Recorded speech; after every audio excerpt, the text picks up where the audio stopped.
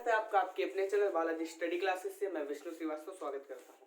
दोस्तों, आज का हम लोगों का जो मैंने कल टॉपिक बताया था कि मध्य प्रदेश का जो हम लोग भौगोलिक विभाजन के अंतर्गत पढ़ रहे थे, क्या अब की बार वर्दी पार जो हम लोगों का वो है, क्या लोगो अब की बार वर्दी पार का लोगो रहेगा और वर्दी हम लोगों को क्या करनी, फतेह करनी, मंजिल को फतेह करनी है। ठीक है ना। तो मध्य प्रदेश सामान्य अध्ययन के अंतर्गत भौगोलिक विभाजन में हम लोग मैप के माध्यम से देख चुके थे कि किस प्रकार से क्या बना हुआ था। तो आज हम लोगों का टॉपिक जो है वो है मालवा का पठार। तो सबसे पहले मालवा के पठार के बारे में जानेंगे। मालवा का पठार, तो हम लोग हेडिंग डालेंगे मालवा का पठार। अब जब किसी चीज के बारे में जानते हैं तो सबसे पहले उसका हमें एरिया क्षेत्रफल जानना होता है कि उसका क्षेत्रफल कितना होता है। तो मालवा के पठार जो सॉरी, इसका आपका जो एरिया है, क्षेत्रफल है, वो क्षेत्रफल इसका कितना है, तो वो है 888 किलोमीटर स्क्वायर। इसका जो एरिया है वो कितना, 8822 किलोमीटर स्क्वायर। ये किसका, जो मालवा के पठार का क्षेत्रफल है। ये एमपी के क्षेत्र की दृष्टि से सबसे बड़ा पठार है। जो यह है एमपी के क्षेत्रफल की दृष्टि से, एमपी के क्षेत्रफल की दृष्टि से क्या है, सबसे बड़ा पठार है, सबसे बड़ा पठार है। क्वेश्चन आपका आएगा कि सबसे बड़ा पठार एमपी के क्षेत्रफल की दृष्टि से कौन है, तो वो कौन सा है, आपका मालवा का पठार है। अब जब मालवा के पठार का क्षेत्रफल है तो इसका घिराव किन दो पर्वतों से है, तो अरावली पर्वत एवं विंध्याचल पर्वतों के बीच से इसका घिराव है। किससे है, तो यह जो है, यह पठार अरावली पर्वत, यह पठार किन दो पर्वतों से, तो यह पठार लोग ऐसे लिखेंगे कि इसका जो घिराव है एक प्रकार से किनके बीच मध्य है, घिराव हम लोग ऐसे लिखेंगे, जो इसका घिराव है, घिराव किसके बीच है, तो वह अरावली और किसके बीच है, और विंध्याचल पर्वत श्रृंखला, अरावली और विंध्याचल पर्वत श्रृंखला के बीच इसका घिराव है। किसके बीच, अरावली पर्वत और विंध्याचल पर्वत श्रृंखलाओं के बीच इसका क्या है, घिराव है। तो जो किसका घिराव, तो मालवा के पठार की हम लोग बात कर रहे हैं। तो जब इसका जो घिराव है अरावली पर्वत श्रृंखला और अरावली व विंध्याचल पर्वत के बीच के, इसका जो घिराव है। अब हम लोग देखेंगे कि इस पठारी क्षेत्र में मिट्टी कौन सी पाई जाती है। जो ये पठारी क्षेत्र है तो यहाँ की मिट्टी, सबसे पहले हम लोग यहाँ की मृदा के बारे में जानेंगे कि मृदा यहाँ पे कैसी पाई जाती है। तो जब हम लोग यहाँ की मृदा की बात करते हैं तो मृदा किस प्रकार पाई जाती है, तो यहाँ की मृदा है कि काली मृदा, जिसे हम लोग काली मृदा, कपासी मृदा, काली मृदा सबको पता है। इस काली मृदा की क्या विशेषता होती है, यह स्वतः जुताई वाली मिट्टी होती है। स्वतः जुताई वाली मिट्टी का मतलब इस खेत में क्या होता है, जुताई की आवश्यकता नहीं पड़ती, अर्थात यह पानी को सोखने की भी बहुत ज्यादा क्षमता रखती है। अर्थात इसका मतलब ये होता है कि इस मिट्टी में क्या, अगर पानी लगा दे तो खुद दरारें पड़ जाती हैं। दरारें देखने का मौका मिलता है कि जैसे अगर हम लोग अपने खेतों में आसपास देखते होंगे कि जब पानी खेतों में सिंचाई हो जाती है तो इसके जब सूख जाते हैं तो दरारें पड़ जाती हैं कुछ जगह पर। तो यहाँ पे क्या होता है, जो यहाँ की मृदा है वो काली मृदा है। अब काली मिट्टी जो है, काली मिट्टी की विशेषताओं के बारे में मैंने बताया। तो क्या होता है कि काली मृदा, जिसे हम लोग कपासी या करेल, कपासी मिट्टी इसे काली मृदा की बात करें, जिसे हम लोग कपासी, करेल या रेगड़ मिट्टी के नाम से भी जानते हैं। आप रेगड़ मिट्टी के नाम से भी जानते हैं। कपासी मिट्टी, काली मिट्टी को कपासी मिट्टी या करेल मिट्टी या रेगड़ मिट्टी भी कहते हैं। इन सबको अलग अलग एरिया है तो मैं एरिया भी बताऊंगा किस एरिया में कपासी मिट्टी, करेल मिट्टी या रेगड़ मिट्टी भी बोलते हैं। अब काली मिट्टी किसके लिए, तो कपास के लिए अधिक उपजाऊ होती है। कपास की अधिकतम खेती काली मिट्टी में की जाती है। अब जो इस मिट्टी को जो इस क्या है कि एमपी के आसपास जो इस मिट्टी है, जो एमपी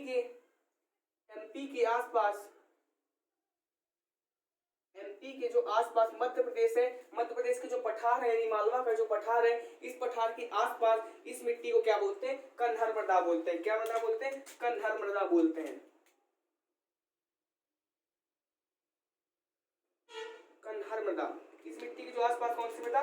कन्हर मृदा कहते हैं। तो आपको एक काम करते हुए चलना है, जो की पॉइंट लिखा रहा हूं मैं हर चीज के बारे में लिखिएगा और आपको क्या करना है, बस एक बार या मैं बता देना, बस आपको क्या एक बार देखना पड़ेगा। सबसे बड़ा पठार, ठीक है ना ये। अब इसके बाद अगला पॉइंट क्या आता है? मृदा के आसपास को कन्हर मृदा कहते हैं।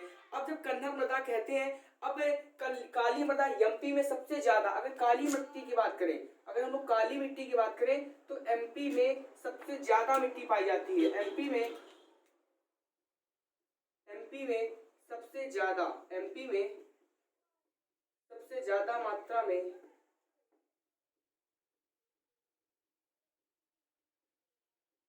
पाई जाती है। जो आपकी काली मृदा है या क्या होती है, एमपी में सबसे ज्यादा मात्रा में पाई जाती है। अब जब एमपी में सबसे ज्यादा मात्रा में पाई जाती है, क्वेश्चन आपका आएगा कि मध्य प्रदेश में सबसे ज्यादा क्षेत्रफल पर या सबसे ज्यादा पाई जाने वाली मिट्टी कौन सी है? तो है आपकी काली मृदा। एमपी के आसपास इसे बोलते क्या है? तो सबको पता है, इसे कन्हर मृदा बोलते हैं, यानी कन्हर मृदा कहते हैं। इस मिट्टी में सोयाबीन की, जो ये मिट्टी है काली मृदा, इस मिट्टी में क्या होता है? सोयाबीन की खेती भी की जाती है। अब एक बात आपको पता होगा, सोयाबीन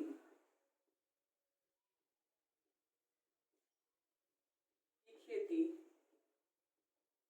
की जाती है। अब आप लोगों को एक बात पता होगा कि जो सोयाबीन है, अब आपको एक बात कि मध्य प्रदेश को सोया स्टेट, यानी मध्य प्रदेश को सोया स्टेट भी बोलते हैं। तो आप लोगों को एक पॉइंट लिखना है कि मध्य प्रदेश को, अपने प्रदेश को सोया स्टेट यानी सोया राज्य भी कहते हैं। सोया राज्य भी कहते हैं। अब क्यों कहते हैं? तो कोई भी चीज इसलिए ज्यादा प्रचलित होगी कि वहां पे वह ज्यादा उत्पादन होगा। तो मध्य प्रदेश में सोयाबीन का उत्पादन सबसे ज्यादा होता है, इसलिए हम लोग मध्य प्रदेश को क्या बोलते हैं? सोया स्टेट, या फिर बोले तो मध्य प्रदेश को सोया राज्य कहते हैं। किसकी बात थी? तो एमपी में, इसे हम लोग क्या बोलते हैं? सोया राज्य भी बोलते हैं। अब सोयाबीन के बाद ऐसा नहीं है कि सोयाबीन ही होता है यहाँ पे मालवा के पठारी क्षेत्र में। सोयाबीन के अलावा क्या कौन से होते हैं? तो सोयाबीन के अलावा कौन कौन से होते हैं? तो सोयाबीन की बात करें तो सोयाबीन के अलावा कौन कौन से होते हैं? आपकी सोयाबीन के अलावा और कौन से होते हैं? आपका गेहूं होता है, आपका तिलहन होता है, तिलहन के बाद आपका दलहन होता है। दलहन का मतलब समझते हैं? समस्त दालें। गेहूं होता है, तिलहन होता है, दलहन होता है, यह भी होता है, दलहन भी होता है। अब अगर बात करें, दलहन भी होता है। अब खनिज संसाधन की बात करें, अगर ये जो पठार मतलब मालवा का पठारी क्षेत्र है, ये खनिज संसाधन के मामले में देखें तो खनिज संसाधन के मामले में ये पिछड़ा राज्य है, यानी खनिज पठार है। जो मालवा का पठार है वो खनिज संसाधन के मामले में क्या पिछड़ा है, केवल कृषि ही ज्यादा होती है, इसलिए इसे अनाज का भंडार भी कहते हैं। अब हम लोग एक पॉइंट लिखेंगे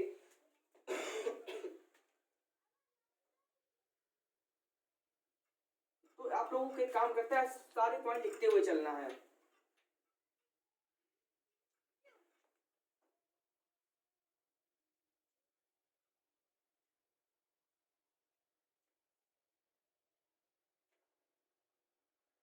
इस क्षेत्र में जो आपका खनिज संसाधन होता है, खनिज संसाधन क्या है? पिछड़ा है। खनिज संसाधन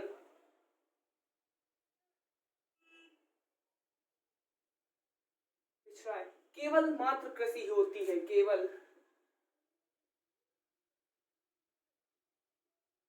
कृषि ही होती है। अब जब केवल कृषि ही होती है तो फिर क्या होता है? अब जब कृषि होती है तो इसे, या फिर तो इसलिए इसे क्या बोलते हैं? अनाज का भंडार भी कहते हैं।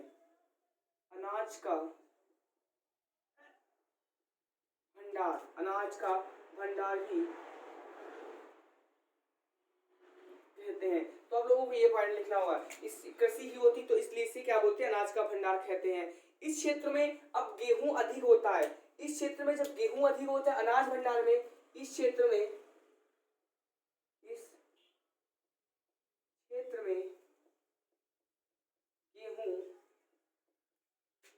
होने के कारण गेहूं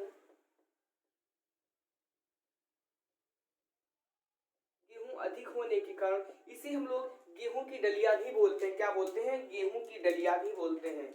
गेहूं की डलिया।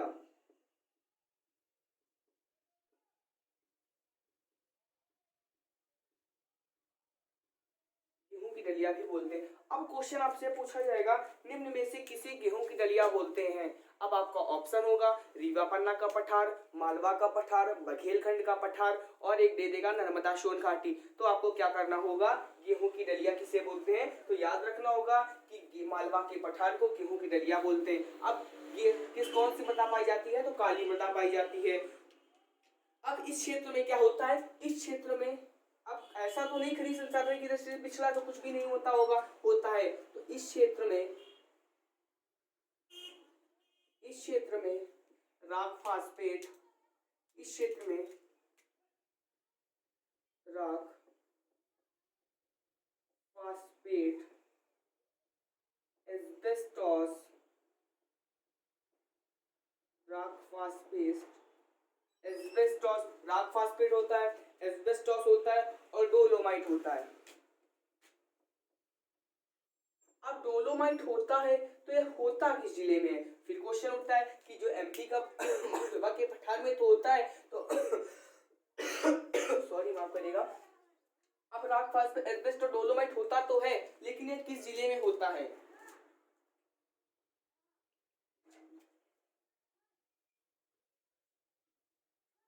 तो ये मालवा के पठार के अंदर कुछ जिले भी तो आते होंगे। तो ये जो तीनों होते हैं किस जिले में होते हैं तो याद रखिएगा ये खनिज एमपी के झाबुआ जिले में पाए जाते हैं।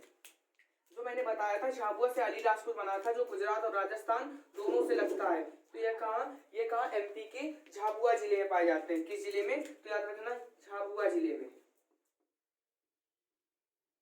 झाबुआ जिले में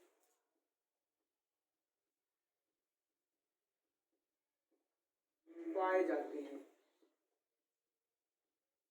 ठीक है ना, झाबुआ जिले में क्या होता है पाए जाते हैं, एमपी के झाबुआ जिले में पाए जाते हैं। अब कैल्साइट और कैल्साइट खनिज है, एक खनिज और होता है जिसका नाम है कैल्साइट खनिज।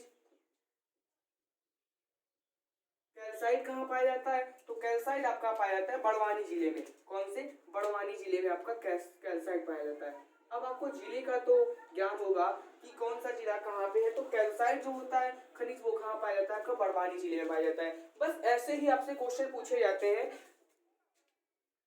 पठारों से कि कौन सी मृदा कहाँ पाई जाती है और इस अनाज का भंडार कहते हैं तो क्यों बोलते हैं और इसकी विशेषताएं क्या है। और ऐसे ही छोटे छोटे क्वेश्चन पूछे जाते हैं। अब जो मालवा की सबसे ऊंची चोटी है, मालवा की सबसे ऊंची चोटी की हम लोग बात करते हैं। अगर मालवा की सबसे ऊंची चोटी की बात करेंगे तो कौन सी है, जो अगर हम लोग मालवा की जो सबसे ऊंची चोटी की बात करेंगे तो सबसे ऊंची चोटी है इसकी सिगार। कौन सी जिले है? सिगार। सबसे ऊंची चोटी है सिगार चोटी। किसका नाम है इसका? सबसे ऊंची चोटी है सिगार। दूसरी सबसे ऊंची चोटी जानपाव है। जब सिगार चोटी है तो इसकी लंबाई कितनी है तो 801 मीटर है। कितनी है? 801 मीटर। कौन सी? सिगार। एमपी की फिर क्वेश्चन पूछा जाएगा कि मालवा की सबसे ऊंची चोटी। फिर मैं एक बार बता दूं, रिवीजन करा दूं कि एमपी की सबसे ऊंची चोटी पूछा जाएगा तो आपको पता है महादेव पर्वत पर धूपगढ़ चोटी या मैकान महादेव पर्वत पर। फिर अगर क्वेश्चन ऐसे ही पूछे जाते छोटे छोटे कि धूपगढ़ चोटी कहाँ है तो याद रखना सतपुड़ा पर्वत पर। कि धूपगढ़ चोटी है कहाँ तो आपको पता है जो सतपुड़ा पर्वत श्रृंखला एमपी में कई भागों में विभक्त होती है। कौन कौन सी? राजपीपला, ग्वालीगढ़, महादेव, मैकाल। तो महादेव चोटी पर सबसे ऊंची चोटी धूपगढ़ चोटी जिसकी ऊंचाई कितनी है तो 1350 मीटर है। फिर अगर 1350 मीटर है तो ये किस जिले में है तो आपको पता होगा कि ये होशंगाबाद में है। कहाँ पे है? होशंगाबाद में। अमरकंटक चोटी कहाँ है तो अनूपपुर में है। याद। और अगर फिर हम लोग उसकी बात करें कि हम लोग इसकी बात करें कि अरावली पर्वत, तो हम लोग अरावली पर्वत की बात करें सबसे ऊंची चोटी कौन सी है तो गुरु शिखर है। कितनी है? 1720 मीटर। तो मतलब एक एक चीज हम लोग अगर एक चोटी याद करते हैं तो फिर दो चोटी और याद करते हैं कि चलो देख लेते हैं उसका हमें पता है। तो धूपगढ़ की चोटी कितनी हुई? 1350। कहाँ पे है, सतपुड़ा पर्वत की होशंगाबाद में है, और है कहाँ पर, महादेव पहाड़ी पर है। ओके, ऐसी छोटी छोटी चीजें हम लोगों को बस याद करनी होती है और यही पेपर में पूछ लिया जाता है। तो बेटा दोस्तों ऊंची चोटी की बात करें तो कौन सी हुई, सिगार हुई। इसकी लंबाई कितनी है, 881 मीटर है। अब अगर दूसरी चोटी की बात करें, दूसरी सबसे ऊंची चोटी कौन सी है, तो यह है दूसरी सबसे ऊंची चोटी जाना पाओ चोटी। दूसरी सबसे ऊंची चोटी कौन सी है, जाना पाओ, इसकी है 851।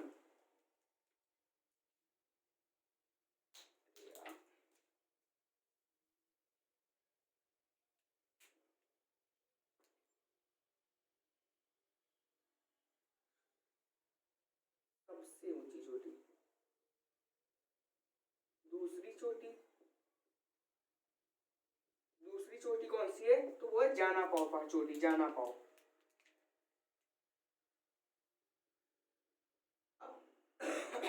कितनी है, 851 मीटर। दूसरी सबसे ऊंची चोटी कौन सी है, जाना पाओ, इसकी लंबाई कितनी, 851 मीटर। अब जब जाना पाओ चोटी है तो इसकी दूसरी चोटी जाना पाओ, तो अब यहाँ से जाना पाओ चोटी से एक नदी का उद्गम होता है। अब जो एक नदी निकलती है जाना पाओ से, अब कौन सी नदी का उद्गम होता है, तो सिगार की सॉरी काम करिएगा, इसकी 854 किलोमीटर है, माफ करिएगा मैंने 800 लिख दिया।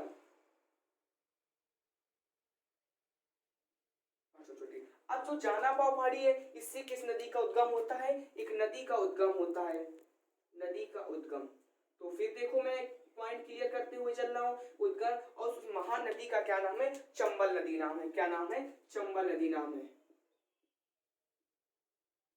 चंबल नदी, चंबल नदी। फिर क्वेश्चन पूछा जाएगा कि चंबल नदी का नाम क्या, चंबल नदी का उद्गम कहाँ से होता है, तो आपको पता है चंबल नदी का उद्गम कहाँ से होता है, तो इस नदियों से होता है। अब चंबल नदी के क्या नाम है, चंबल नदी को चरमावती भी बोलते हैं और चार मान्यवती भी बोलते हैं और धर्मावती भी बोलते हैं। तो चंबल नदी को अन्य नाम क्या है, मैं आपको बताऊंगा, एक बार फिर बता देता हूँ, चार मान्यवती भी बोलते हैं, धर्मावती भी बोलते हैं, ऐसी कई सारी चीजें। चरमा की चंबल नदी में कौन सा बांध बना, पूनो पाल अभ्यारण्य कहाँ बनो, मतलब एक एक चीज हम लोग नदी जब तंत्र पढ़ेंगे तो चंबल नदी के बारे में जानेंगे कि किस नदी के कौन सा अन्य नाम है, इसकी लंबाई कितनी, इसकी सहायक नदियां कितनी है, इसकी लंबाई सबसे ज्यादा कहाँ है, बांध कहाँ बने हुए, किस जिले से होकर जाती है, हर एक चीज पढ़ते हुए चलेंगे। इसमें जो स्टेट घड़ियाल स्टेट बना हुआ है, क्यों बना हुआ है, कैसे बना हुआ है, मतलब एक एक पॉइंट हम लोगों को क्लियर करते हुए चलना है, तो हम लोगों को कोई टेंशन वाली है। अब क्वेश्चन सिर्फ अभी फिलहाल के लिए सिर्फ इतना बनता है कि चंबल नदी का उद्गम कहाँ से होता है, चंबल नदी का उद्गम किस पहाड़ी से होता है, किस पर्वत से, किस पठार से होता है। तो याद रखना होगा चंबल नदी तंत्र कहाँ से होता है, सबसे ऊंची चोटी मालवा के पठार की कौन सी है, तो वो है सिगार, जिसकी लंबाई 851 मीटर है, 881 मीटर है। फिर दूसरी मालवा की ही पठार की सबसे ऊंची चोटी कौन सी है, जाना पाओ पहाड़ी। अब जब जाना पाओ पहाड़ी तो इसकी ऊंचाई कितनी है, तो 854 मीटर है। जब इसकी ऊंचाई 854 किलोमीटर है तो फिर कोई क्वेश्चन उठता है कि जब 854 किलो, तो यहाँ से किसका उद्गम होता है, तो आप लोगों को पता है, मैं बता चुका हूँ, हमारी महान नदी जिसे हम लोग चार मान्यवती, धर्मावती या चरमावती के नाम से जानते हैं, तो वो कौन सी नदी है, हमारा चंबल नदी है। हम लोग नदी तंत्र में चंबल नदी तंत्र के बारे में ही पढ़ेंगे, तो वो कौन सी नदी है, चंबल नदी है। इस क्षेत्र में और भी कई नदियां बहती हैं। अब जब नदियां हैं तो इस क्षेत्र में और भी नदियां बहती हैं। नदियों का प्रवाह, नदियों का प्रवाह, ऐसी बात नहीं कि और नदियों कौन कौन सी बहती हैं, तो इस क्षेत्र में और नदियां महान अच्छी अच्छी नदियां, काली नदी, सिंध नदी हो गई, शिप्रा नदी हो गई आपकी। इस नदी में कौन कौन सी नदियां बहती हैं, तो आपकी पार्वती नदी हो गई, पार्वती, नेवज हो गई, काली सिंध हो गई, काली सिंध हो गई, और आपकी कौन सी हुई, काली सिंध के बाद शिप्रा नदी हो गई। तो आप लोगों को किस नदी की कौन सी सहायक नदी है, शिप्रा नदी हो गई। फिर इसके बाद और कौन सी होगी, फिर इसके बाद हम लोग देखें माही नदी, एक और नदी होती माही, और आदि आदि नदियां बहती हैं। तो कौन कौन सी नदी, पार्वती, नेवज, काली सिंध, शिप्रा, माही आदि नदियां इससे क्या करती हैं, बहती हैं। अब जब नदी पठार की जलवायु कैसी है, तो समशीतोष्ण कटिबंधीय जलवायु है। इसकी जो जलवायु वो कैसी है, समशीतोष्ण कटिबंधीय जलवायु है। अब आप लोगों को ना तो समशीतोष्ण कटिबंधीय का मतलब ना तो ज्यादा सर्दी पड़ती है, ना ही ज्यादा क्या पड़ती है, गर्मी। तो हमारे एक से इतिहास में सब लोगों ने पढ़ा होगा फाहियान नाम के यात्री का, फाहियान की पुस्तक कौन सी थी, तो फो की थी, की। अब ये किसके शासनकाल में आया था? तो कोई बता सकता है? सब इतिहास सबने पढ़ा था कि जो फाहियान नामक यात्री था चीनी, वो किसके शासनकाल में आया था? तो आप लोग हमें बताना, ठीक है। तो फाहियान यात्री ने पूरे देश में क्या किया था कि चीनी यात्री फाहियान ने मालवा क्षेत्र की तारीफ की और मालवा की जलवायु विश्व की सर्वश्रेष्ठ जलवायु है। किसने कहा था? तो फाहियान नामक यात्री आया था जो चीनी यात्री था, सब जगह विश्व में घूमा और मालवा क्षेत्र की तारीफ की थी। क्यों की थी? कि वहां की जलवायु समशीतोष्ण कटिबंधीय है। अब समशीतोष्ण कटिबंधीय का मतलब मैंने बता दिया कि ना तो ज्यादा सर्दी पड़ेगी ना तो ज्यादा गर्मी पड़ेगी। अब इसका रीजन क्या होता है? तो हमारा सब लोग जानते हैं जैसे मुंबई है, मुंबई समुद्र के पास में पड़ता है और जो समुद्र के पास में पड़ते हैं वहां ना तो ज्यादा सर्दी होती है ना ही ज्यादा गर्मी होती है। ऐसा रीजन तो क्यों है? ऐसा रीजन कुछ तो रीजन होगा। इसका रीजन यह है कि जो समुद्र होता है या पानी देर से ठंडा होता है और देर से गर्म होता है। जब ठंडी होने की बारी आती है तो दूसरा मौसम आ जाता है, जब गर्म होने की बारी आती है दूसरा मौसम आ जाता है। तो इसका मतलब यह है, जब हम लोग ज्योग्राफी पढ़ेंगे तब उसमें मैं आपको विस्तार से बताऊंगा कि क्या पड़ती। तो इस प्रदेश की जलवायु के बारे में हम लोग जानेंगे कि जलवायु कैसी है। तो लिखिएगा, मैं लिखूंगा नहीं, कि वहां की जलवायु समशीतोष्ण कटिबंधीय है। समशीतोष्ण कटिबंधीय का मतलब क्या होता है? ना तो ज्यादा सर्दी ना ही ज्यादा गर्मी। अब ठीक है, देखते हैं। अब हम लोगों का अगला है मध्य भारत का पठार, ठीक है ना। तो हम लोगों ने देखा, अब क्या जलवायु लिख दूं क्या? चलो लिख देते हैं, नहीं तो फिर बहुत से आई भी लिखा नहीं है वो, चलो लिख देते हैं, बट लिख देता हूँ।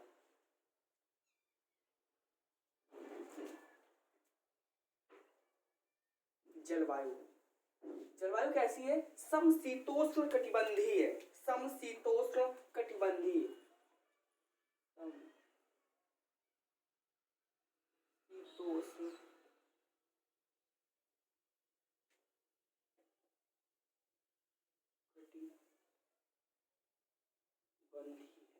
समशीतोष्ण कटिबंधीय, समशीतोष्ण कटिबंधीय है मतलब समशीतोष्ण कटिबंधीय का मतलब ना तो ज्यादा सर्दी ना तो ज्यादा सर्दी और ना ही ज्यादा गर्मी। अब क्वेश्चन फिर एक पूछा जाता है, चीनी यात्री फाहियान ने, या फिर क्वेश्चन पूछा जाए किस यात्री ने मालवा के पठार की जलवायु की तारीफ की थी? तो चीनी यात्री फाहियान ने विश्व में सब जगह घूमा, या इसे इतना बोल सकते हैं, चीनी यात्री फाहियान ने मालवा के पठार की जलवायु की तारीफ की और इसे विश्व की सर्वश्रेष्ठ जलवायु कहा। तो हम लोग लिख लेते हैं, विश्व की सर्वश्रेष्ठ जलवायु किसने कहा? विश्व की सर्वश्रेष्ठ जलवायु, सर्वश्रेष्ठ जलवायु किसने कहा? तो विश्व की सर्वश्रेष्ठ जलवायु कहा था किसने? तो वो कौन से थे? फाहियान। अब फाहियान थे कौन? फाहियान की पुस्तक कौन सी थी? किसके शासनकाल में आए थे? तो फाहियान चंद्रगुप्त द्वितीय के शासनकाल में आए थे। अब जब फाहियान थे तो फाहियान और क्या था? फाहियान में की पुस्तक कौन सी थी? फो की थी। अब फो की थी तो ये कौन से यात्री थे? तो चीनी यात्री थे। अब चीनी यात्री मतलब चीनी या मतलब चीनी के प्रकार से कह सकते हैं पर्यटक, मतलब घूमने आए थे। कहाँ पे? यहाँ पे, कहाँ पे? भारत में आए थे। तो भारत इतिहास के अंदर, यानी भारत इतिहास में जब आप लोगों ने एंशिएंट हिस्ट्री पढ़ी होगी तो एंशिएंट हिस्ट्री में फाहियान जी का नाम जरूर सुना होगा। तो फाहियान नाम के व्यक्ति का नाम जिक्र जरूर हुआ है। और ये किस वंश में हुआ है? तो सबको पता है कौन सा वंश है। तो वो कौन सा है? गुप्त वंश है। गुप्त वंश है तो गुप्त वंश में आप लोगों ने पढ़ा होगा फाहियान के बारे में। और हेनसांग की बात करें तो हेनसांग सबको पता है, हर्षवर्धन के, यानी चला जाता है, इससे मतलब हमें नहीं। तो फाहियान की बात करते हैं हम लोग, तो फाहियान के बारे में थोड़ा सा जान लिया। अब हम लोग आगे देखते हैं कि मध्य भारत का पठार। अब मध्य भारत के पठार, अब जब मध्य भारत का पठार आए तो मध्य भारत के पठार से हमें क्वेश्चन नहीं छूटने चाहिए, क्योंकि हम लोगों का क्या काम है? एक भी क्वेश्चन बाहर ना जाए। तो हम लोग एक एक चीज जैसे बिल्कुल इसे हम लोगों ने रख लिया है, अब दिमाग से बिल्कुल बात उतर गई। चलो एक क्वेश्चन कर लेते हैं। एक क्वेश्चन आप लोग बताओ कि मध्य इसका क्षेत्रफल कितना है? तो मैंने बताया था 8822 किलोमीटर, 8822 किलोमीटर। सबसे ऊंची चोटी तो सिगार, इसकी लंबाई 851 मीटर। इसकी दूसरी सबसे ऊंची चोटी कौन सी है? इसे क्या बोलते हैं? चंबल नदी तंत्र बोलते हैं, चंबल नदी। अब चंबल नदी जब बोलते हैं तो चंबल नदी और क्या बोलते हैं? चंबल नदी को मध्य भारत की क्या बोलते हैं? जीवनदायिनी, लाइफ लाइन ऑफ एमपी। यानी life line of Chambal, Chambal नदी की जीवन दायिनी भी बोलते हैं। किसे? चंबल नदी को। कहाँ से उसका उद्गम होता है? तो सबको पता है जानापाव पहाड़ी से होता है। जानापाव पहाड़ी की लंबाई कितनी है? तो 854 मीटर। तो ऐसे ऐसे सारे क्वेश्चन बनेंगे। अब हम लोग करते हैं, हम लोग हेडिंग डालते हैं क्या? मध्य भारत का पठार।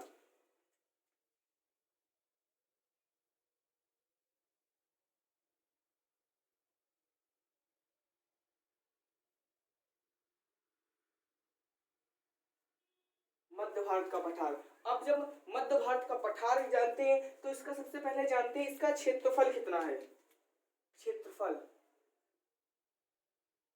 इसका क्षेत्रफल है 32896 किलोमीटर स्क्वायर, यानी 32,896। फिर याद करते हैं मालवा का 882222 किलोमीटर। ठीक है ना, हम लोग ऐसे याद करेंगे, क्षेत्रफल पूछा जाता है। तो इसका कितना है? मध्य प्रदेश का मध्य है तो 32,896 यानी 32896 किलोमीटर। अब इसे कहते क्या है? इसे सरसों की, इसे सरसों का भंडार भी कहते हैं। क्या बोलते हैं? इसे सरसों का भंडार भी कहते हैं। इसे सरसों का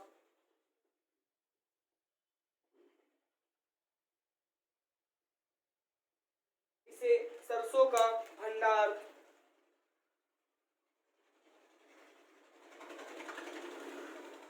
इसे सरसों का क्या बोलते हैं? भंडार कहते हैं। इसे सरसों का भंडार भी कहते हैं। अब जो यहाँ की ये इसका घिराव है तो किससे है? तो इसका जो घिराव है, इसका जो घिराव है, घिराव किन पर्वतों से है? तो आपको पता होगा इसका जो घिराव है वो मालवा के पठार, यानी मालवा का पठार। इसका जो घिराव है किससे है? मालवा,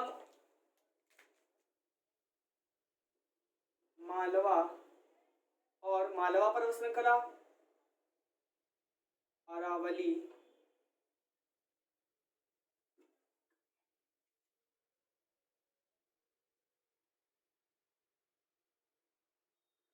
अरावली पर्वत श्रृंखला और बघेलखंड का पठार।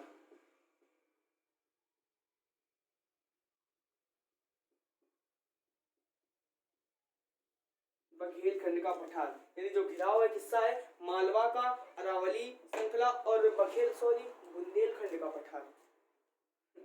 थोड़ी बुंदेलखंड हो जाती है गलती। बुंदेलखंड का पठार, यानी जो इसका घिराव है किससे है? मालवा के पठार से, और किससे? अरावली पर्वत श्रृंखला और बुंदेलखंड के पठार से है इसका जो घिराव है। अब किससे? तो पता चल गया, इससे क्या बोलते हैं? सरसों का भंडार। अब इस यहाँ की मृदा कैसी है? फिर एक क्वेश्चन उठा मृदा का। तो यहाँ की मृदा कैसी है? यहाँ पर जलवायु जलोढ़ मृदा पाई जाती है। यहाँ पर जलोढ़ मृदा पाई जाती है। मृदा कौन सी? तो जलोढ़ मृदा, जलोढ़ मृदा। अब जलोढ़ मृदा के बारे में जान लेते हैं। सबसे ज्यादा नई मिट्टी, मतलब सबसे ज्यादा उपयोगी मिट्टी कौन सी होती है? तो जलोढ़ मृदा होती है। अब जलोढ़ मृदा दो प्रकार की होती है, एक खादर होती है, एक बांगर होती है। खादर कौन सी होती है? तो नई मिट्टी, यानी जो नदियां काट काट के लाती है, हर साल बिछा देती है मिट्टी, तो उसे लोग खादर मिट्टी बोलते हैं। बांगर मिट्टी किसे बोलते हैं? पुरानी मिट्टी को। तो आप लोगों को एक बात पता होगा, खादर मिट्टी पहले की, आप यहाँ पे तो ये किससे? नदियों के किनारे पाई जाती है। नदियों के किनारे कौन सी मिट्टी पाई जाती है? तो वो पाई जाती है कि खादर मिट्टी। अब खादर बांगर का इसका मतलब हम लोग सब लोग देखते हैं अपने दैनिक जीवन में कि जब हम लोग क्या करते हैं, थोड़े गड्ढे खोदते हैं। जब गड्ढा खोदना शुरू करते हैं या नीचे जब नल वल लगाते हैं, गड्ढे खोदते हैं, तो नीचे पत्थर टाइप के मिलते हैं, तो वो किसके होते हैं? Calcium carbonate. अब जब कैल्शियम कार्बोनेट के भी पत्थर होते हैं तो कैल्शियम कार्बोनेट का फार्मूला क्या होता है? तो CaCO3। क्योंकि साइंस को भी लेके चलना है, साइंस की वीडियो अपलोड होंगे अब जल्दी, तो वहां भी पता चलेगा कैल्शियम कार्बोनेट का फार्मूला क्या होता है? CaCO3 होता है। तो याद रखना, तो कैल्शियम कार्बोनेट का फार्मूला क्या होता है? CaCO3 होता है। अब कैल्शियम कार्बोनेट के पत्थर, वो जो पत्थर होते हैं पथरीली टाइप के बालू के, वे क्या होते हैं? कैल्शियम कार्बोनेट, जो नदियों द्वारा क्या पहले लाए गए हुए थे। तुम लोग जलोढ़ मिट्टी की बात कर रहे थे, खादर बांगर। तो जो गांव होते हैं, सबसे सिंपल से समझने के लिए, खादर बांगर को समझने के लिए, जो हमारे गांव होते हैं या जिन गांव में हम लोग रहते हैं, वहां पे क्या होता है कि गांव हमेशा बांगर मिट्टी में बसते हैं। आपको एक छोटा सा पॉइंट दिमाग में बिठा लेना है, जो आपके गांव होते हैं वो किस मिट्टी में बसते हैं? तो हमेशा वे किस मिट्टी में बसेंगे? तो बांगर मिट्टी में गांव बसते हैं। तो मृदा की बात कर रहे थे, तो कौन सी मृदा पाई जाती है यहाँ पे? जलोढ़ मृदा पाई जाती है। अब जब जलोढ़ मृदा ये मध्य भारत के पठारी क्षेत्र में सबसे अधिक ज्यादा विस्तृत है। अब ये जलोढ़ मृदा है, यह है मध्य भारत के पठारी क्षेत्रों में, यह मध्य भारत के पठारी क्षेत्रों में सबसे अधिक, मध्य भारत के पठारी क्षेत्रों में सबसे अधिक विस्तृत है, सबसे अधिक विस्तृत है। ठीक है ना, ये मध्य भारत के सब पठारी क्षेत्रों में सबसे अधिक क्या है? विस्तृत है। अब जब यहाँ की जलवायु कैसी है? तो गर्म है। यहाँ की जो जलवायु है वो कैसी जलवायु है? यहाँ की जो जलवायु है वो कैसी है? तो गर्म जलवायु है। अब गर्म जलवायु होने के नाते, अब जब यहाँ की जो जलवायु है वो कैसी है? गर्म जलवायु है, गर्म जलवायु। अब गर्म जलवायु क्यों है? क्योंकि राजस्थान के पास में है, तो यहाँ की जलवायु क्या गर्म है। अब गर्म जलवायु की होने के चलते यहाँ पे क्या हुआ है? जो यहाँ की जलवायु है गर्म जलवायु है। गर्म जलवायु होने के चलते यहाँ पर क्या हुआ है? मोटे अनाज की खेती की जाती है। यहाँ पर मोटे अनाज की खेती की जाती है। अब पूछेंगे दोस्तों कि मोटे अनाज क्या होता है? तो मोटा अनाज जैसे आपका ज्वार हुआ, आपका बाजरा हुआ, मक्का हुआ, ये आपके क्या होते हैं? जौ हुआ, ये सब मोटे अनाज होते हैं। अब यहाँ पे क्वेश्चन, मोटे अनाज की खेती क्यों की जाती है? क्योंकि आपकी गर्म जलवायु है। गर्म जलवायु में क्या होता है? पानी बरसता नहीं है। मोटे अनाज जो होते हैं इन्हें पानी की कम मात्रा की आवश्यकता होती है। तो क्या दिखाया यहाँ पर? मोटे अनाज की, इसमें क्या होता है? सरसों। अब जब देखो मोटे अनाज को लोग एक खड़ा अनाज भी बोलते हैं, क्या? खड़ा अनाज। अब मोटे अनाज होते कौन कौन से हैं? तो मोटे अनाज कौन कौन से होते हैं? तो वे आपके ज्वार हुआ, आपका ज्वार हुआ, बाजरा हुआ और सरसों हुआ आदि। ज्वार, बाजरा, सरसों आदि। ज्वार, बाजरा, सरसों की बात करें तो वैसे अगर देखें तो होता है सबसे ज्यादा ज्वार कहाँ होता है? तो राजस्थान में। बाजरा कहाँ होता है? राजस्थान में। सरसों, अगर फिर भी सरसों की बात करें, अगर हम लोग बात करें कि देखने में सबसे ज्यादा सरसों का उत्पादन कहाँ होता है? सरसों का उत्पादन तो सबको पता है, सरसों सबसे ज्यादा कहाँ होता है? राजस्थान में होता है। अब हमें क्वेश्चन फिर मेरे दिमाग में उतरा है, हमें ऐसे 4 जिलों के नाम बताओ राजस्थान के, जो क्या होता है कि मध्य प्रदेश के साथ सीमा बनाते हैं। तो कौन कौन से हैं? गंगानेर, बीकानेर, जैसलमेर और बाड़मेर। कौन कौन से? गंगानगर, जैसलमेर, बीकानेर और बाड़मेर, ये 4 जिले हैं। ठीक है ना। चलो दूसरे टॉपिक में लोग पहुंच गए थे, तो एक बार मेरे मन में क्वेश्चन आया तो मैंने पूछ लिया ना, आपको ना पता हो तो आप लोग लिख लीजिएगा। ठीक है ना। तो गर्म जलवायु का मतलब क्या हो? यहाँ पर खड़ा मोटे अनाज की खेती की जाती है। अब ये होते कौन कौन से? तो आपके ज्वार हुआ, बाजरा से। इसी वजह से मैंने एक पॉइंट लिखा होगा मध्य भारत में, इसे सरसों कहा लिखा है, किसी सरसों का क्या बोलते हैं? भंडार बोलते हैं। फिर क्वेश्चन कि सरसों का भंडार किसे कहते हैं? तो फिर किसे बोलते हैं? मध्य भारत का।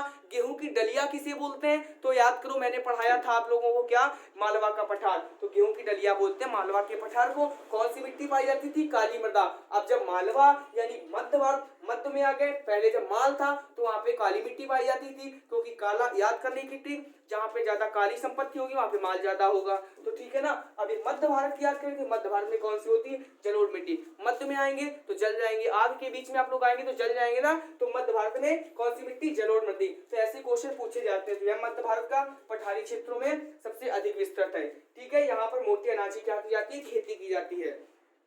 अब नदियों की बात करें तो चंबल नदी यहाँ से प्रवाहित होती है। अब जब चंबल नदी यहाँ से प्रवाहित होती है तो मध्य भारत की इसे जीवन दायिनी बोलते हैं। नदियों की बात करें,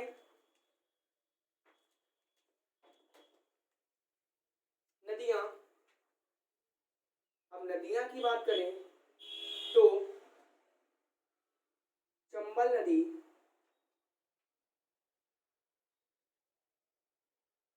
प्रवाहित होती है। अब जब जब चंबल नदी प्रवाहित होती निकलती कहाँ से, तो मुझे पता है आप लोगों को बिल्कुल रट गया होगा, कहाँ से, मालवा पठार की जाना पाव पहाड़ी से। लंबाई उसकी 854 किलोमीटर। बताओ कुछ है यार, कुछ भी नहीं, बहुत सरल है। सबको लगता है कि मुझे जीके बहुत कठिन लगती, जीके बहुत सरल है, जीके जीएस, लेकिन बस क्या है, उसे आपको टाइम देना पड़ेगा। जितना से ज्यादा आप उसे टाइम देंगे बस उतने में आपको क्या होगा, फायदा होगा। ठीक है ना, तो मतलब टाइम दो। ऐसा भी और सब्जेक्ट भी पढ़ना है, मैं फिर बता दूं कि मैथ को और रीजनिंग को मत भूलिएगा, 60 नंबर कवर करने वाले।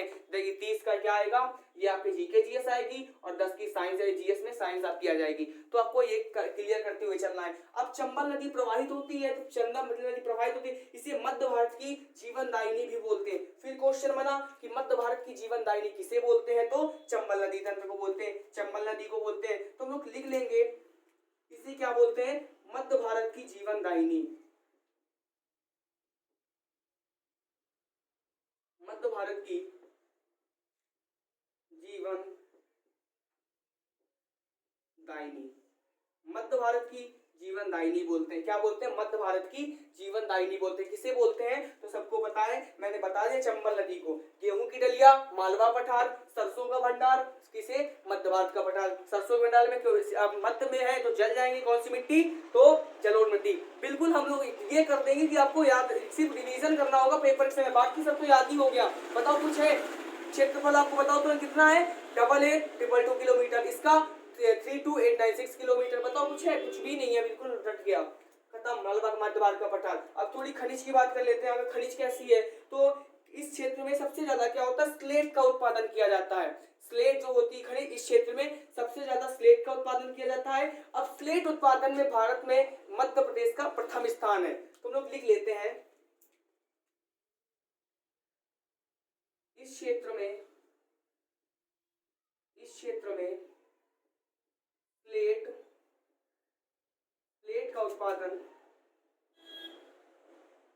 का उत्पादन, या स्लेट निकाला जाता है। अब जो स्लेट का उत्पादन किया जाता है, प्रथम स्थान पर कौन है, प्रथम स्थान किसका है स्लेट में, तो एमपी का है। एमपी में ही तो आता है आपका, क्या सबको पता है, एमपी में तो ही आपका आता है ना स्लेट। ये तो प्रथम स्थान किसका है, एमपी का है, माने हमारे प्रदेश का है। अब जब मध्य प्रदेश का है प्रथम स्थान, अब और एमपी में सबसे ज्यादा कहाँ होता है, फिर देखो क्वेश्चन उठा, स्लेट का उत्पादन कहाँ होता है, तो मध्य भारत के पठार में होता है। अब मध्य भारत में पठार में तो होता है, लेकिन मध्य भारत पठार के अंदर जिला भी तो आता होगा। मध्य भारत का पठार है तो मध्य भारत के पठार के अंदर जिला भी तो आता होगा। तो कौन सा जिला आता है, कि मध्य भारत के अंदर कौन सा प्रथम स्थान, मध्य भारत के अंदर कौन सा जिला है, तो मंदसौर है। कौन सा है, मंदसौर, यानी एमपी में कहाँ होता है। फिर क्वेश्चन कि किस जिले में होता है स्लेट, तो कहाँ होता है, कि स्लेट कहाँ होता है, एमपी में होता है प्रथम स्थान, लेकिन एमपी में कहाँ होता है, तो मंदसौर में होता है। फिर एक खनिज की बात करते हैं। खनिज में आपका आता है संगमरमर, जो संगमरमर होता है, और संगमरमर आता है, और आता है चीनी मिट्टी। कौन सा, चीनी मिट्टी, और संगमरमर। अब जब संगमरमर की बात करें तो ये दोनों कहाँ आते हैं, तो ये ग्वालियर में पाए जाते हैं। कहाँ पे, ग्वालियर में,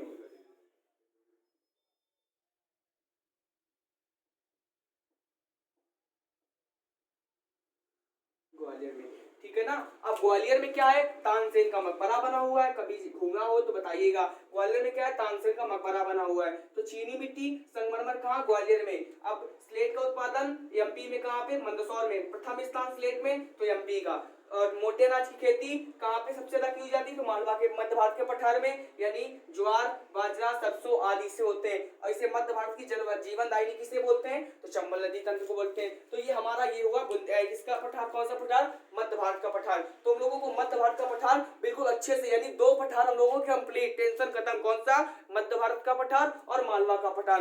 अब हम लोग देखते हैं, अब छोटे छोटे थोड़े हैं। अब हम लोगों का है बुंदेलखंड का पठार। तो हम लोग अब देखेंगे बुंदेलखंड के पठार के बारे में जानेंगे।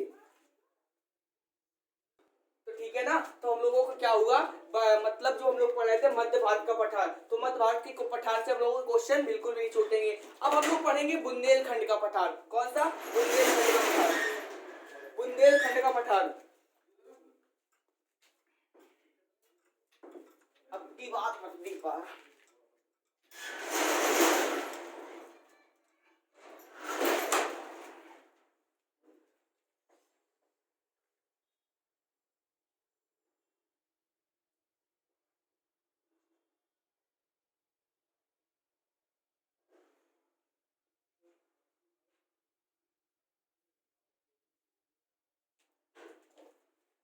की बार अब हम लोग देखेंगे बुंदेलखंड का पठार।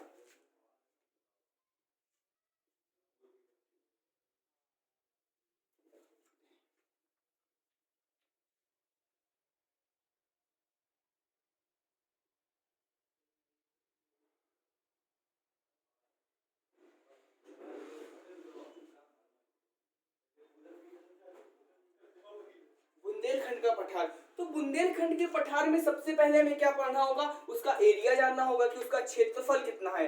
तो इसका क्षेत्रफल कितना है, 27, कितना है इसका क्षेत्रफल है 27,733 यानी 23733 यानी 23,733 किलोमीटर स्क्वायर, यानी जो इसका क्षेत्रफल है वो कितना है 23,733 किलोमीटर। अब इसका घिराव किससे, फिर क्वेश्चन उठा कि अब अगर यह चीज पठार है तो इसका घिराव भी तो किन पर्वत श्रृंखलाओं से होगा, तो इसका घिराव, अब अगर हम लोग घिराव की बात करते हैं तो किससे है, तो ये मध्य भारत और मालवा, मध्य भारत पठार से, मध्य भारत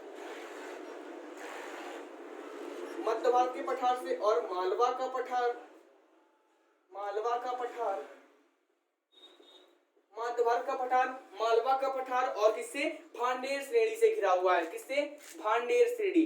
तो भांडेर श्रेणी कोई नया शब्द नहीं है, तो मैंने बताया था आपको भांडेर श्रेणी और कैमूर श्रेणी जो यूपी के वाराणसी तक चली गई है और इधर पटना तक चली गई, भांडेर श्रेणी से घिरा है, भांडेर श्रेणी से घिरा है।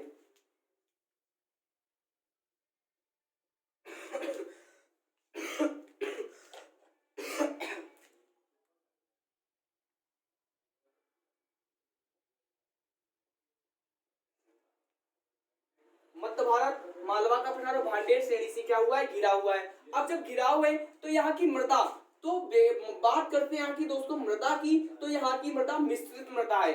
अब मिश्रित मृदा का मतलब क्या होता है, मिश्रित मृदा का, अब मिश्रित मृदा कौन कौन सी होती है, मिश्रित मृदा, तो मिश्रित मृदा की बात करें तो यहाँ की मिश्रित मृदा का मतलब होता है जलोढ़ मिट्टी, जलोढ़ मिट्टी और काली मिट्टी, यानी कि एल्यूवियल सॉइल यानी ब्लैक सॉइल और रेड येलो सॉइल, काली मिट्टी और लाल पीली मिट्टी, लाल पीली मिट्टी। तो इंग्लिश में बता दूं आपको कौन कौन सी हुई, एल्यूवियल सॉइल, ब्लैक सॉइल और रेड और येलो सॉइल, तो यानी मिश्रित मृदा। अब जब मिश्रित मृदा है तो यहाँ पर खेती कैसी होती होगी, जब मिश्रित मृदा है तो ये बहुत, जो मिश्रित मृदा है बहुत ही उपजाऊ मिट्टी होती है, जो मिश्रित मृदा है ये यहाँ की बहुत ही उपजाऊ मिट्टी होती है। तो हम लिखेंगे उपजाऊ मिट्टी, बहुत, ये है बहुत उपजाऊ मिट्टी होती है, ये बहुत ही उपजाऊ मिट्टी होती है। अब लेकिन इस क्षेत्र में इस जलवायु, फिर एक बात है कि सब कुछ सबको प्राप्त नहीं हो जाता है। अब देखो मिट्टी यहाँ की उपजाऊ है लेकिन जलवायु विपरीत है, मिट्टी अब वहां पे क्या थी, और अगले पठार में जलवायु अच्छी थी तो मिट्टी बेकार थी, तो उपजाऊ मिट्टी है लेकिन बट फिर एक प्रॉब्लम आ गई क्या, कि जो जलवायु है वहां की कैसी है, विपरीत है, जलवायु विपरीत है।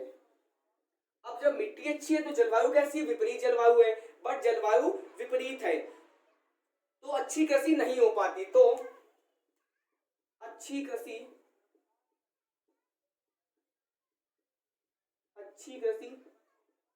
नहीं हो पाती,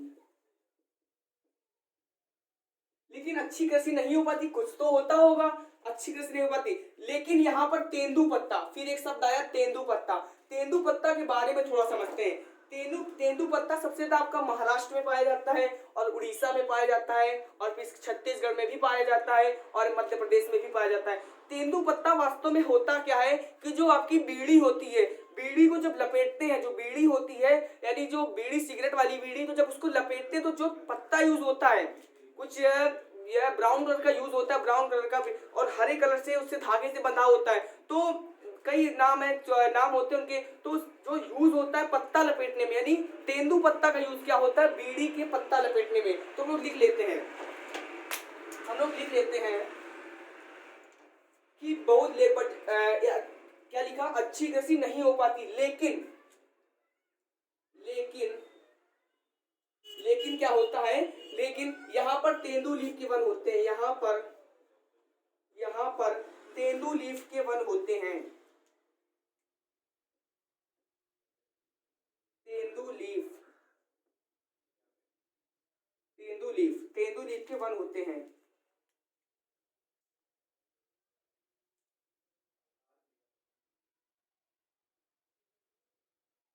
अब तेंदुलीफ के वन और कहाँ कहाँ पाए जाते हैं, तो लोग लिख लेते हैं। ये पाए जाते हैं आपके उड़ीसा, महाराष्ट्र, छत्तीसगढ़,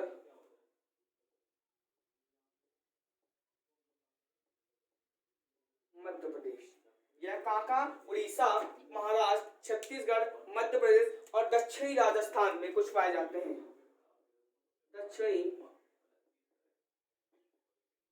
दक्षिणी राजस्थान में कुछ पाए जाते हैं। कौन से पर, तो तेंदुलीफ के वन पाए जाते हैं। अब जब तेंदुलीफ के पाए जाते हैं तो उसका यूज कहाँ होता है, उपयोग।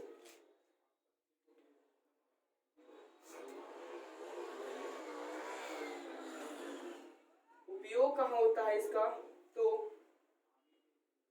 बीड़ी लपेटने में।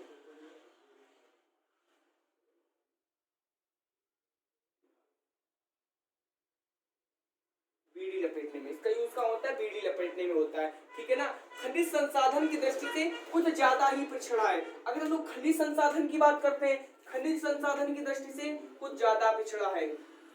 कुछ खनिज की बात करते हैं हम लोग,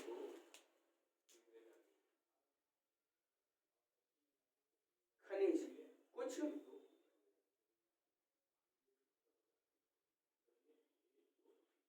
ज्यादा पिछड़ा है। मतलब कैसा कि कुछ जलवायु विपरीत और खनिज संसाधन की दृष्टि से कुछ ज्यादा पिछड़ा है। लेकिन कुछ ज्यादा नदियां कौन सी, तो बेतवा नदी प्रवाहित होती है। बेतवा नदी, नदियों की अगर बात करें तो यहाँ पे कौन सी नदी प्रवाहित होती है, तो बेतवा नदी प्रवाहित होती है। हम लोग नदियों की अगर बात करते हैं, नदियों की बात करते हैं तो बेतवा नदी प्रवाहित होती है। कौन सी नदी, बेतवा नदी प्रवाहित होती है। बेतवा नदी। अब बेतवा नदी की बात आई तो थोड़ा सा बेतवा नदी के बारे में जानते हैं। तो बेतवा नदी का उद्गम कहां से होता है, रायसेन के कुमरा गांव से।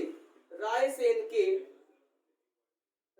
के तो मैंने बताया था आपको एक थी, रउआ राशि भौरा जब दम कटनी उमरा सा। तो रउआ राशि यानी रउआ के बाद जो रा आया था उसका मतलब क्या हुआ था, रायसेन जो कर्क रेखा गुजरती थी, तो रायसेन के कुमरा गांव से, कुमरा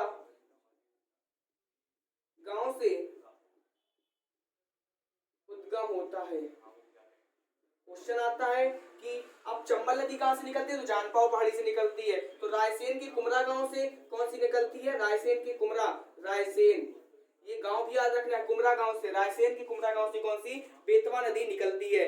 और बेतवा नदी निकलती है और यह रायसेन कहाँ आता है, रायसेन, और ये किस क्षेत्र में आता है, तो ये आपका आता है मालवा के क्षेत्र में। याद रखना है आपको, एक क्वेश्चन है कि लेकिन जो आता ये मालवा क्षेत्र में आता है। तो फिर आपको एक बात मैं बता दूं, इंपॉर्टेंट बात है, नोट करके लिख लेना कि बेतवा नदी यहाँ से क्या होती है, प्रवाहित होती है। बेतवा नदी है जो प्रवाहित होती है, नदियां बेतवा नदी प्रवाहित होती है, तो लिख लेना। और बेतवा नदी निकलती कहाँ से, तो रायसेन के कुमरा गांव से निकलती है। और ये आता किसमें है, तो मालवा क्षेत्र में आता है। रायसेन आपका पता है, रायसेन जो आता है वो इस जगह पे मतलब मैप में, तो कुमरा क्षेत्र में आता है। ठीक है ना, यानी मालवा क्षेत्र में आता है। अब जब यह नदी बुंदेलखंड को क्या करती है, जलपूर्ति, जो ये नदी है, कौन सी नदी, बेतवा नदी, ये बुंदेलखंड को जल की क्या कराती, आपूर्ति कराती है। यह नदी बुंदेलखंड को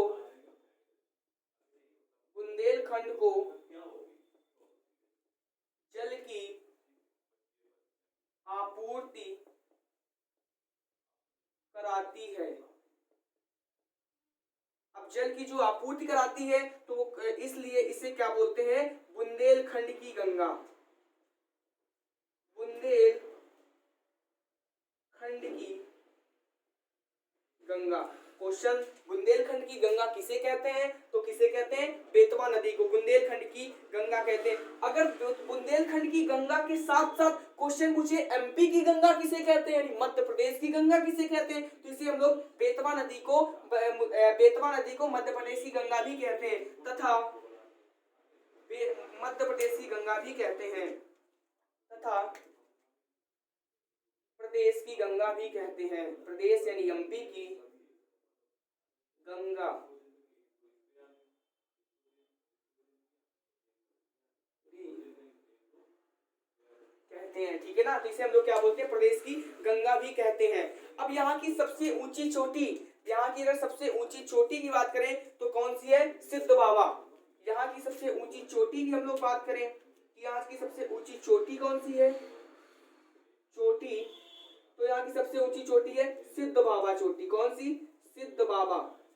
अब जो सिद्ध बाबा चोटी है तो इसकी वो कितनी ऊंचाई? तो 1172 मीटर। 1172 मीटर। क्वेश्चन कि सिद्ध बाबा चोटी कहाँ की सबसे ऊंची चोटी है? तो बघेलखंड की, यानी बुंदेलखंड की पठार की सबसे ऊंची चोटी है बुंदेलखंड की। क्या नाम है? सिद्ध बाबा, जिसकी ऊंचाई 1172 किलोमीटर। अब बताओ कुछ कठिन था इसमें? बताओ हम लोगों का बुंदेलखंड का पठार खत्म, कितने छोटे से भाग में हमने बुंदेलखंड का पठार खत्म कर दिया। अब इसी क्वेश्चन से बताओ एसआई लेवल तक का ये क्वेश्चन है कि इससे ज्यादा ऊपर नहीं जाएगा। अगर हम एमपीपीएससी की बात करें तो थोड़ा और डीपली पढ़ना होता है एमपीपीएससी में। बस अगर छोटे छोटे क्वेश्चन इसी से उठा लिए जाते हैं कि यहाँ की जलवायु विपरीत है तो कृषि नहीं हो पाती, लेकिन कृषि नहीं हो। अब क्वेश्चन अगर कठिन बनता है तो सिर्फ इतना टफ बनता है क्वेश्चन कि निम्न में से अगर बुंदेलखंड की उपजाऊ मिट्टी होती है लेकिन अगर जलवायु वहां की विपरीत है तो अच्छी कृषि नहीं हो पाती, तो क्या होता है? तो सिंपल सी बात, तो तेंदुलीप के वन होते हैं। अब जब तेंदुलीप के वन होते हैं तो तेंदुलीप का यूज बीड़ी के पत्ते जो होते हैं जिसमें बीड़ी लपेटी होती है तो नहीं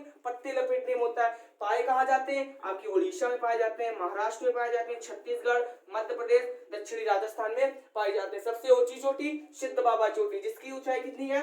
1172 मीटर। यहाँ की मिट्टी कौन सी है? तो मिश्रित मृदा है। अब मिश्रित मृदा एलुवियल सॉइल और ब्लैक सॉइल और कौन सी होती है? तो रेड येलो सॉइल, यानी कि जलोढ़ मिट्टी, काली मिट्टी, लाल पीली मिट्टी के जो मिक्स होते हैं मिक्सचर को क्या बोलते हैं हम लोग? मिश्रित मृदा बोलते हैं। कुछ कठिन था? कुछ भी नहीं। गिराव किससे है? तो मध्य भारत के पठार से, मालवा के पठार से, भांडेर श्रेणी के पठार से। और इसमें हम लोगों ने क्या देखा कि यहाँ की नदी कौन सी है? तो बेतवा नदी है। अब बेतवा नदी निकलती कहाँ से है? तो रायसेन के कुमरा गांव से निकलती है, रायसेन के कुमरा गांव। और रायसेन आता किस में है? तो यह बुंदेलखंड क्षेत्र में आता है। अब जब बुंदेलखंड की जल की आपूर्ति कौन कराती है? अब एक बात होता है, वो क्वेश्चन होता है कि गंगा सिर्फ दो चीजों से कहा जाता है। जब जो सबसे प्रदूषित नदी होगी, बेतवा की सबसे प्रदूषित नदी कौन सी है? क्योंकि गंगा प्रदूषित नदी है।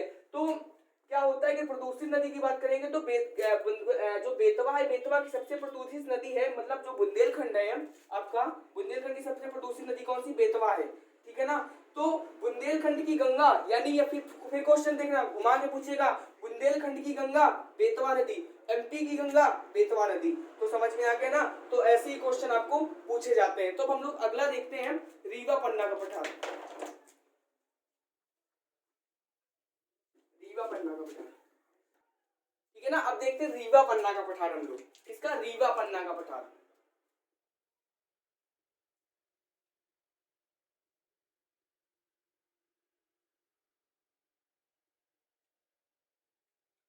अब रीवा पन्ना का पठार आया तो फिर इसका हम लोग जानेंगे कितना, इसका क्षेत्रफल कितना होता है, एरिया इसका जानेंगे।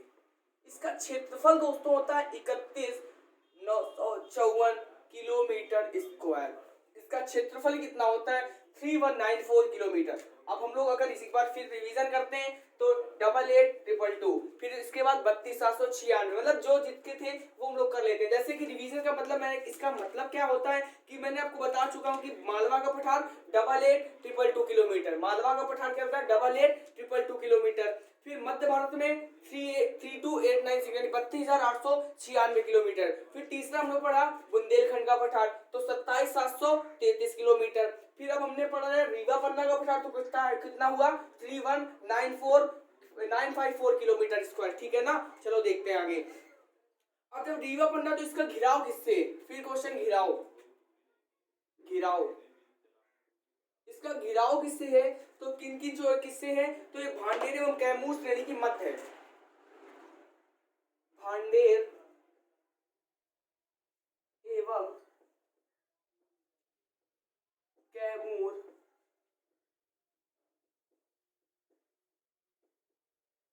श्रेणी के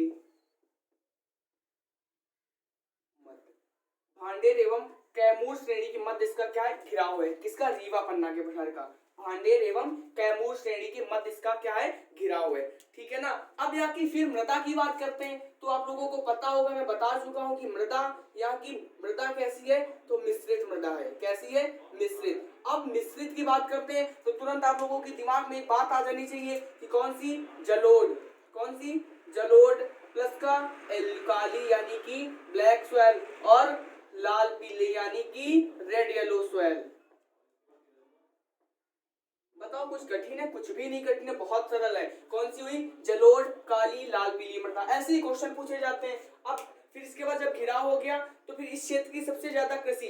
अब जब इस क्षेत्र में सबसे ज्यादा कृषि होती है, जब मृदा जाना तो इस क्षेत्र में सबसे ज्यादा कृषि किसकी होती है? तो इस क्षेत्र में सबसे ज्यादा कृषि होती है किसकी? दलहन एवं तिलहन की खेती की जाती है तथा तुअर की दाल और अलसी का उत्पादन इस क्षेत्र में सबसे ज्यादा होता क्या है? तो दलहन और तिलहन होता है। अब दलहन तिलहन में क्या होता है? तुअर दाल, जिसे हम लोग अरहर की दाल बोलते हैं, पीली पीली आती है अरहर की दाल, और जिसे हम लोग तुअर की दाल बोलते हैं, तुअर की दाल होता है और अलसी का उत्पादन होता है। तो लोग लिखेंगे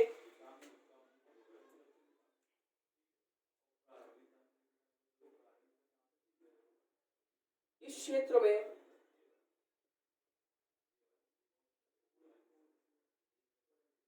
दलहन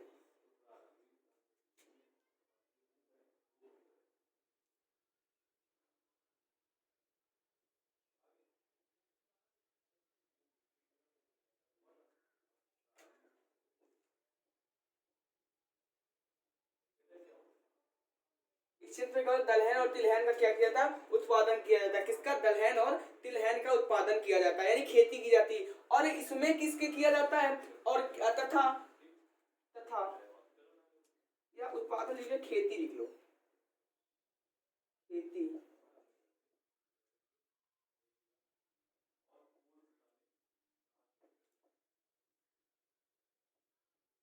तथा तुअर की दाल और अलसी, तुअर की दाल, तुअर दाल और अलसी की खेती की जाती है। तुअर दाल और अलसी का क्या होता है कि अलसी का भी उत्पादन होता है।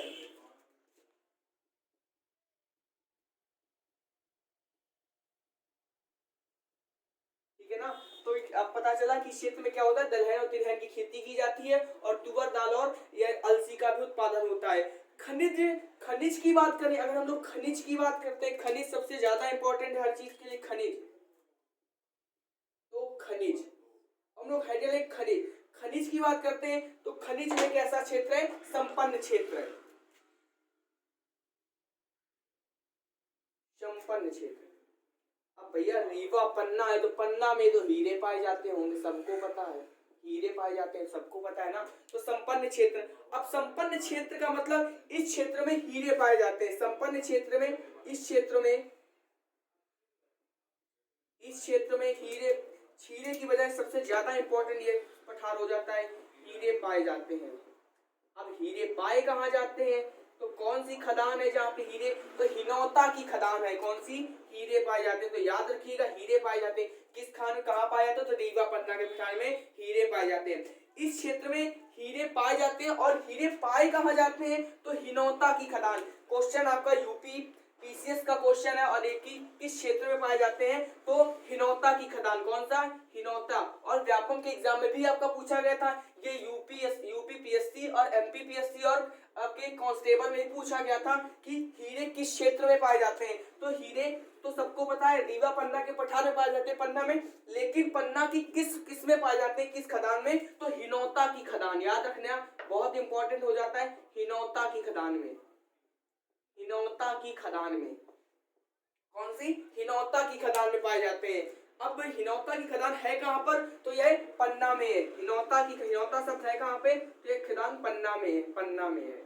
तो याद रखना जो हिनौता की खदान कहाँ है, पन्ना में है। अब ये भारत की सबसे बड़ी हीरे की खदान है। अगर क्वेश्चन फिर उठे कि सबसे बड़ी हीरे की खदान तो कौन सी है, हीरे की जो खदान ये है हिनौता की खदान, भारत की सबसे बड़ी हीरे की खदान है। भारत की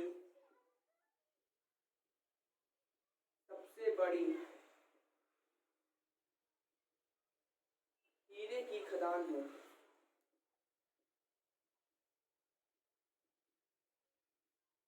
भारत की सबसे बड़ी हीरे की खदान कौन सी है, तो हिनौता की खदान है।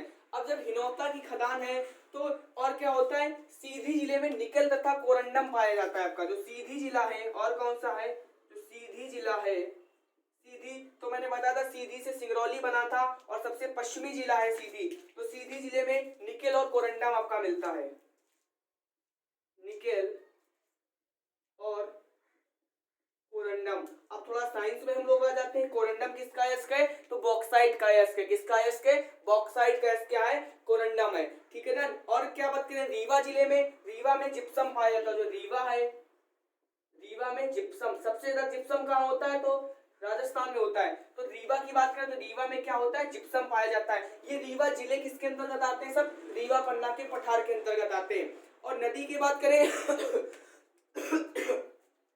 हम लोग फिर आ जाए, नदी की बात करें अगर,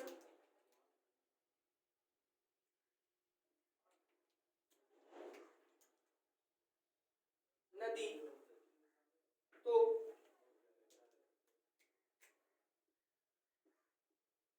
केनवा, शोन,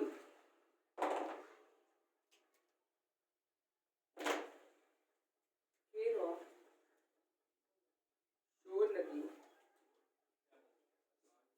प्रवाहित होती। ये आपका खत्म हुआ कौन सा पठार, रीवा पन्ना का पठार। कितना क्षेत्रफल, 31,954। घिराव भांडेर श्रेणी और कैमूर श्रेणी के मध्य। मिश्रित मृदा कौन सी है, लाल काली ला पीली मृदा। और इस क्षेत्र में दलहन और तिलहन की खेती की जाती है। अब जब दलहन और तिलहन की खेती की जाती है तो तुअर दाल और अलसी का भी उत्पादन होता है। इस क्षेत्र खनिज संपदा की दृष्टि से सबसे संपन्न क्षेत्र। क्वेश्चन आपको उठेगा सबसे ज्यादा संपन्न क्षेत्र खनिज संपदा की दृष्टि से कौन है, तो रीवा पन्ना का पठार है। फिर और क्या हुआ, इस क्षेत्र में हीरे पाए जाते हैं। हीरे पाए कहाँ जाते हैं, हिनौता की खदान। हिनौता की खदान कहाँ है, तो कहाँ है, पन्ना में है। और फिर एक नदी कौन सी, तो केन एवं सोन नदी प्रवाहित होती है। अब अगला, चलो ठीक है। अब 3 पठार आपके बच्चे, सोचा था इसी वीडियो में हो जाए, बहुत लंबा वीडियो हो जाएगा, फिर मन नहीं होता है देखने का। अगला वीडियो हम लोगों को क्या बचेगा, नर्मदा सोन घाटी का बचेगा, और सतपुड़ा मैकान श्रृंखला और बघेल खंड का पठार बचेगा। तो अच्छे से टॉपिक, छोटे छोटे पठारों की बहुत अच्छी विशेषताएं हैं। इन अच्छी विशेषताओं के साथ अगले वीडियो में मिलते हैं। फिर इसके बाद हम लोग नदी तंत्र चालू कर देंगे। फिर नदी को व्यापम में नदी तंत्र बहुत पूछा जाता है, तो नदी तंत्र चालू कर देंगे। तब के लिए मिलते हैं फिर अगले वीडियो में। तब तक के लिए चैनल को लाइक करें, सब्सक्राइब करें, बेल आइकन दबाना बिल्कुल भी मत भूलें, क्योंकि आपको अगर नोटिफिकेशन, अगर आपको चाहिए कि अब की बार वर्दी पार करना है, तो फिर क्या है, स्टडी क्लासेस के वीडियो पूरे वीडियो आपको देखने पड़ेंगे। ठीक है, मिलते हैं, टेक केयर, थैंक यू बेटा।